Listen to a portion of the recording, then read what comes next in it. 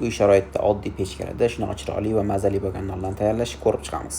1 kilo 200 gram oliy navli unga 30 gram shakar, 20 gram tuz, 8 gram dro'jja, 550 gram suv, 120 gram toplyonli massani solib xamir qorib olamiz. Xamirimizni qattiqligi o'ta qattiq ham, yumshoq ham bo'lib ketmasligi kerak. O'rtacha qattiqlikdagi xamirimizni xona haroratida 10 minut tindirib qo'yib, keyin yana bir marta ishlov beramiz. 10 minutdan keyin ushlab olgan xamirlarimizni endi ustini yopib qo'yib 1 soatga xona haroratida oshirib olamiz. 1 soatdan keyin xamirlarimizni 300 gramdan zuvolalarga ajratib olamiz. 300 gramdan ajratib olgan xamirlarimizni birinchi qo'limiz yordamida dumaloq holatiga keltirib olib, keyin stolga qo'yib zuvala holatiga keltirib olamiz.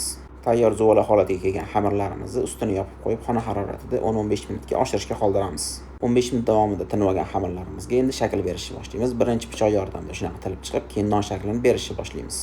Har kim o'z xohishi va fantaziyasidan kelib chiqqan holatda nonlarga turli shakllarni berishi mumkin. Men eng oddiy usuldan foydalandim. Ustiga ozgina suv sepib, yana tindirishga 15 minutga yuboramiz. Nonlarimiz pechkada chiroyli bo'lib qizarib chiqish uchun bitta dona tuxumni chaqib atalab olib, nonlarimiz ustiga surib, tabga ko'ra setan yoki kunjut sepib, 180-200 gradusda qizib turgan pechkaga 12-15 minutga yuboramiz. Pechkadan qaynoqqina bo'lib, chiroyli bo'lib pishib chiqqan mazali nonlarimiz bilan muzdekkina tarvuz yozgi kunlarda eng ajoyib juftlik bo'ladi. Sizlar ham yozda issiq kunlarda uncha ovqat yemayotgan bo'lsanglar, albatta shu non bilan muzdekkina tarvuzni iste'mol qilib ko'rishingizni tavsiya qilaman. Yog'ochiligi da'vo qilishdan yiroqmiz, shunchaki uy sharoitida qo'ldan kelgancha tayyorlab ko'rishga harakat qildik. To'liq retsept video ostida xato va kamchiliklar uchun ma'zur tutasiz. Vaqtingizga rozi bo'ling. Assalomu alaykum.